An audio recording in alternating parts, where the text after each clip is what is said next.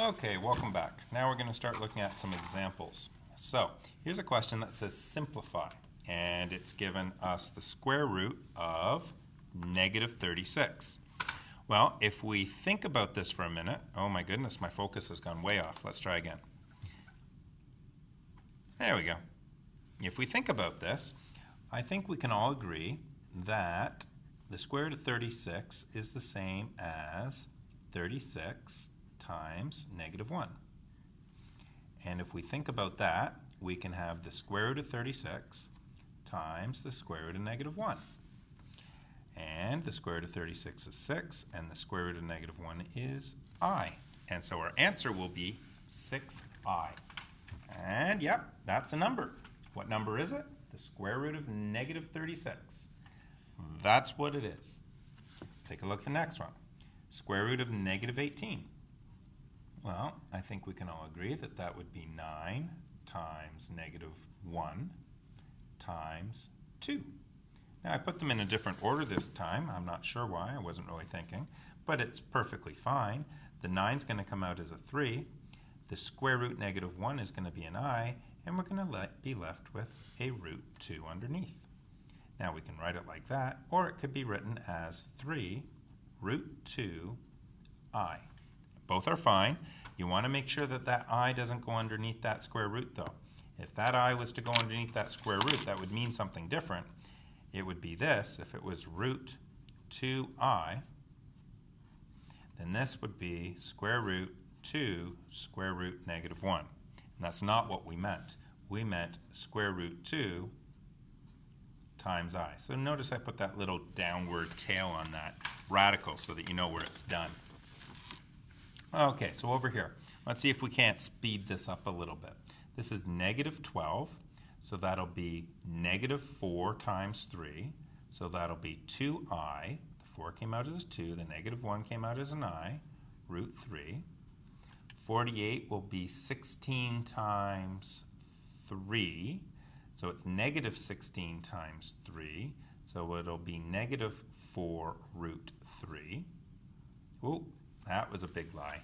I can't leave that. I completely lied. Let's do that again. Notice I did a mistake. So this is 4 times 3. So it will be 2. The negative 1 comes out as an I, root 3. This is going to be 16 times 3. So the 16 comes out as a 4. The negative comes out as an I, root 3. Now I've got 2 root i's plus 4 root i's. Well, sorry, I've got 2I root 3's plus 4I root 3's, and those are going to go together to give me 6I root 3's. Here's another type of question, I squared. Well, by definition, we know that I squared equals negative 1. There's no question about that. When we introduced what I was, we said what I squared was. So that's by definition. And that's the short form for writing definition in mathematics. Now, so that takes us to I cubed. Well, I cubed can be broken up into I squareds times I to the 1. The bases are the same. The exponents would add. I squared is negative 1. I to the 1 is simply I, so it will simply be negative I. I to the 4. Two ways to do this. We could do I squared times I squared. Notice that the bases are the same, so the exponents add. That would be negative 1 times negative 1, which would be 1. An equally fine way of doing the same question would make use of a base to an exponent to another exponent. The exponents will multiply, so that's I to the 4 still. This one would be negative 1 squared, which will be 1. Both work well. Let's flip this over and see the other questions that we have. So I have another one here for G, and it is I to 100. Now we could simply do I squared times I squared times I squared, dot, dot, dot, till we had 50 of them. Well, I think an easier way to do this would be to say I squared to the 50. It means the same thing. I squared is -1. -1 to the 50 is going to be +1. So I to the 100 would be 1. What about I to the 101? Well, that's a little bit more interesting. I'm going to break it up into I to the 100 times I to the 1. Notice that the bases are the same, so the exponents would add. Going back to what we did before, this is -1 to the 50. And the whole thing is going to be 1 times I, which is I. Okay, now we can use the distributive property. 3i times 2i will be 6i squared.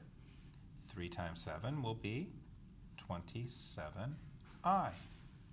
We don't leave I squareds. We switch all of them to -1.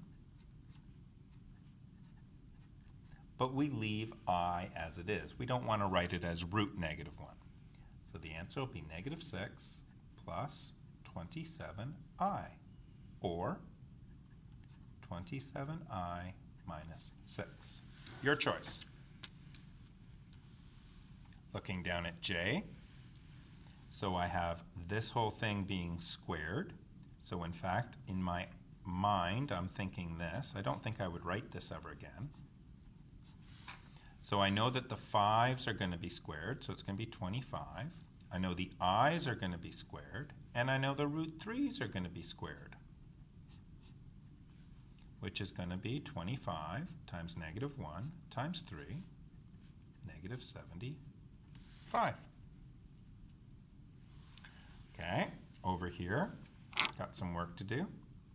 I've got a 2 minus root, and I think I see -36 times 2 in there. The 36 comes out as a 6, the negative comes out as an I. And I could common factor if I want to. Notice the 2 didn't come out of here. That's root 2. It had to come out of the 6. Okay, if you're thinking about that, if that's giving you any hard time, think of it this way. It's 2 minus 3 times 2 times I times root 2. And it's these 2 that got pulled out. So it became 2, 1 minus 3 I root 2. That 2 and that 2 got pulled out. And you can see putting it back in. All right, the last one. This is going to show up on your test and exam. Let's take a look at it. I got 12 here. So that's going to be 8 minus root -4 times 3 over 2. 8 minus 2i root 3 over 2. The 4 came out as a 2. The negative came out as the I. Going to common factor out of 2. 4 minus I root 3 over 2. These are going to be able to reduce because notice it's the binomial times 2, then divided by 2. So our final answer will be 4 minus I root 3. Your extra practice is at the bottom. It's on the sheet, and there's your sheet. So it's page 61 of your workbook. Then, getting ready for your test on Friday, you can do your review, and you've got pages 62, 63, 64, and 65.